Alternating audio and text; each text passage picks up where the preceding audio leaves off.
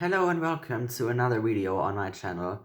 And in this video I just want to talk about Eurovision and about me.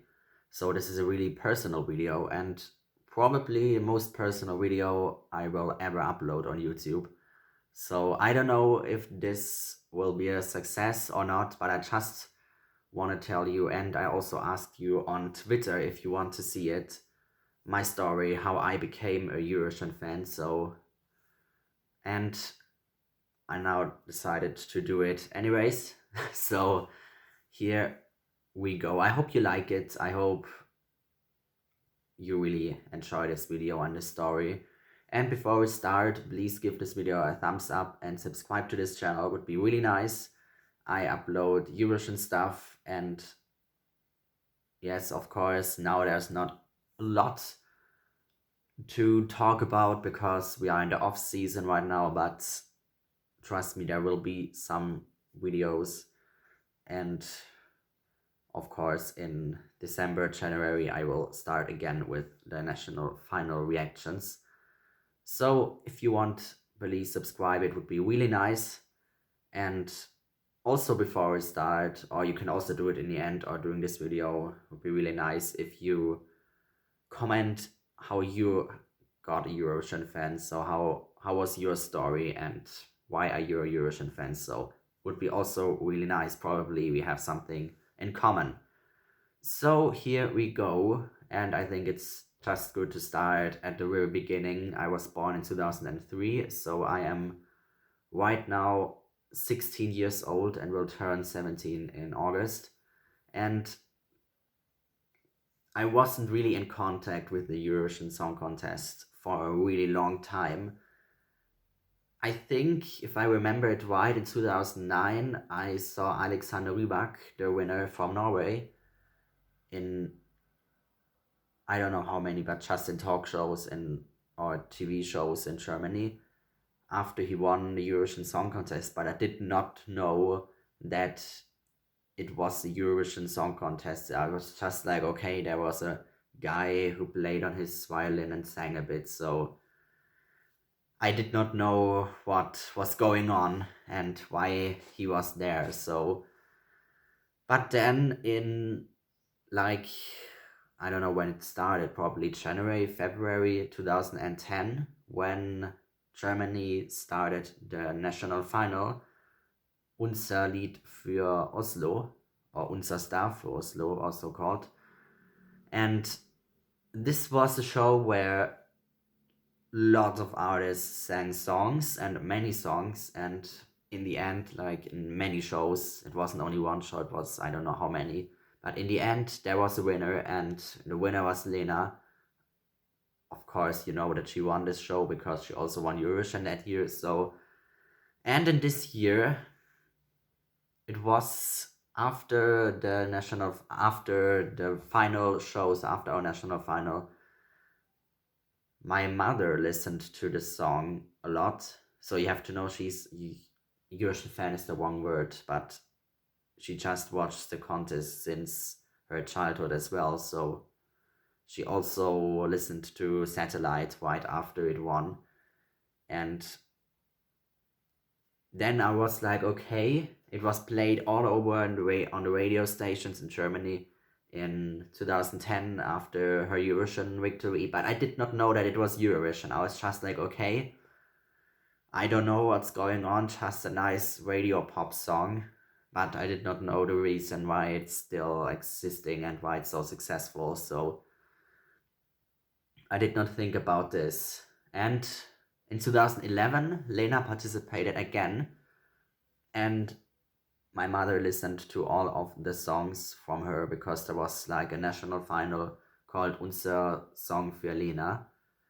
And in this national final, she performed, I don't know how many, probably 10 acts, 10 songs in one show, and in the end, Taken by a Stranger won. And I heard that all of those songs many times on the radio stations, and also when my mother or also my family listened to the songs. So, but again, I did not know it was Eurovision.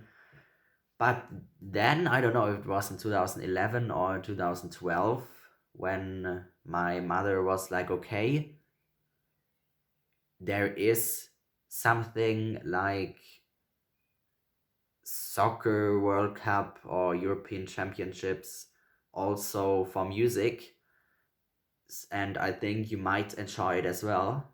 And I was like, I don't know. And I don't know why I said that I don't watch it. I just was like, okay, tomorrow will be stressful, or I'm tired, I want to go sleeping, or I just had excuses not to watch the show. And I did not know what it even is, so I did not even imagine how great it is. And 1 year later in 2012, and 2 years later again, 2013, same happened again. I was asked, like, okay, you should really watch it. I think you will like it. And in 2014, the same as in the last years before. You should watch it.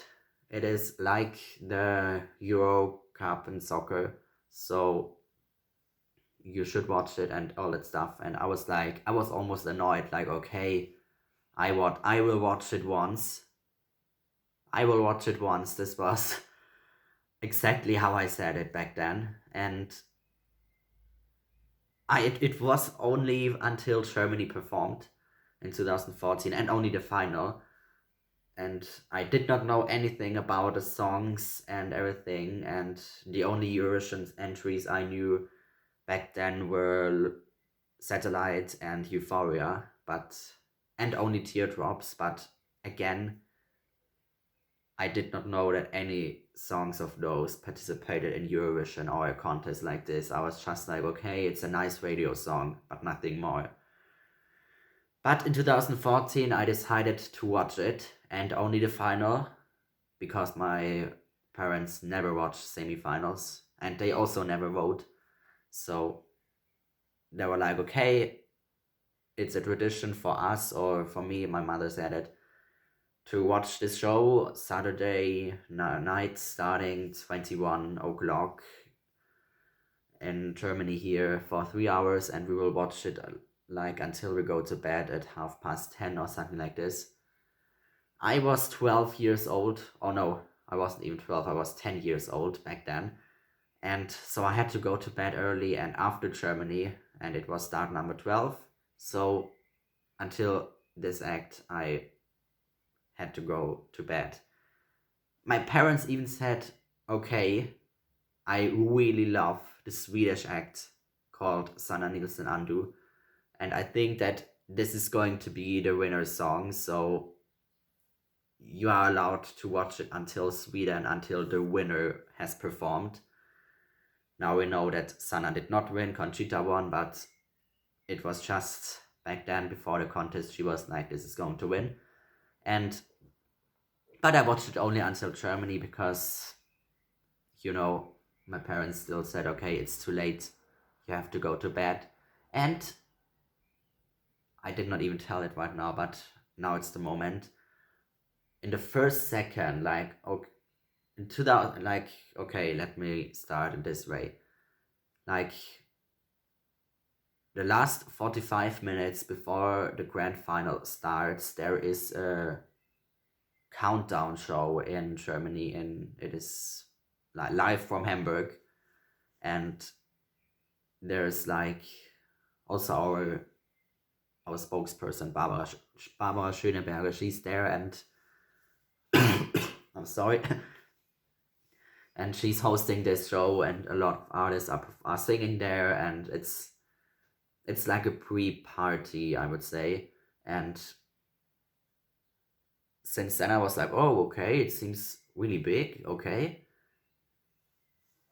But I wasn't really flashed by it. But then the Eurovision started officially, and you know that the start of the show was this, like, okay, 1 year ago in Malmö this happened and all that stuff, and they showed Emily de Forest winning the contest, and I was like, what is this? So many colors, so many flags. so many people, what is going on, and all that, and what a stage, and how diverse. And I was like, I did not even find words. I was like, what is this? And I mean, then the show even really started, and the camera entered the arena in Copenhagen, and all those crazy people. I was like, what is going on? This is insane. This is crazy. This is amazing. And I have no words to describe this moment. I was just like, wow, wow. This was really. I'm sorry, I don't have the words. Not even in German. I don't have the words to describe this moment. But it was just like, okay, now I really found a reason to be alive, to really have this really. I found my passion. I found everything, and then the songs. I was like, wow, and all its and its stage and the light and everything. It was just like, this is the best thing I've ever seen, and nothing will ever be able to top this. This is just by far, by far, by far the craziest, the best, and the most diverse stage and show we've ever seen. And I was like, what? And then like 26 countries, okay, and even semifinals, so 37. And I was really, really, really amazed. And since then, it was when I was like really rediscovered, like listening to all the songs, and through all the months and through all the days and weeks and months and years, I listened to the songs, and I was like, okay, oh, this was a Eurovision song I didn't know, and this as well, okay, and this and this and this. And I was just like, okay, wow. And I just discovered the Eurovision world. And then in 2015, this was the year when I really started like being active in this Eurovision world. I was like, okay, I watch all the songs when they are released, and I always searched on I did not have a smartphone back then, so I did it on YouTube via our TV, and searched like, okay, Eurovision Song Contest 2015, and then I listened to all the songs, and like all this like my top so far, and all that stuff. And actually, when I listened to Heroes, and not even, and only to the chorus, so I did not even see the stickman, so I only like the chorus, and I was like, okay, this song is going to win 100%. And guess who was right? I was right. So yeah. And in 2015, I did not watch the semifinals neither, because I had school on the next days, and I was too young for my parents, so my parents did not allow me to watch it. But at least I was allowed to watch the final until the end, and not only until Germany. So, and I was so happy that my favorite won, Sweden won. It was such a this voting was so exciting. I was like, oh, first Russia is in the lead. I was like, oh no, I want Sweden to win. Sweden had the best song, and in the end, Sweden passed Russia, and the whole arena went crazy, and it was really amazing. So, and this was how I really got into it. And 2016, this was the year when I had also a smartphone for the first time. Like, this was the first Eurovision season with my smartphone. So like, I knew when national finals went on, and I remember that on the day after the national final happened, I googled it, like, okay, Eurovision Song Contest 2016, for example, Slovenia, and then I listened to the Slovenian entry and to all the others as well, of course. This was the way back then. And in 2016, I also watched the second semi-final, because on Friday I did not have much school or it was just like, okay, only Friday, so I will survive this day.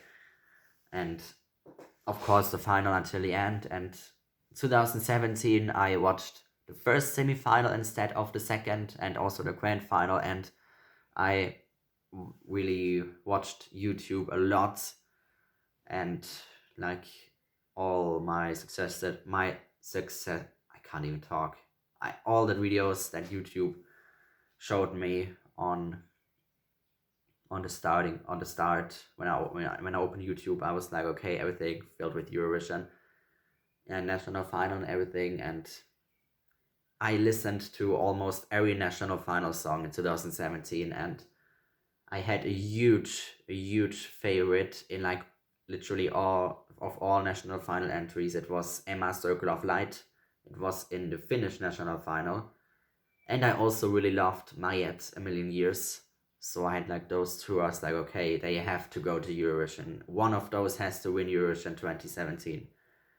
And I mean, none of those won, but yay, I still listen to the songs daily. And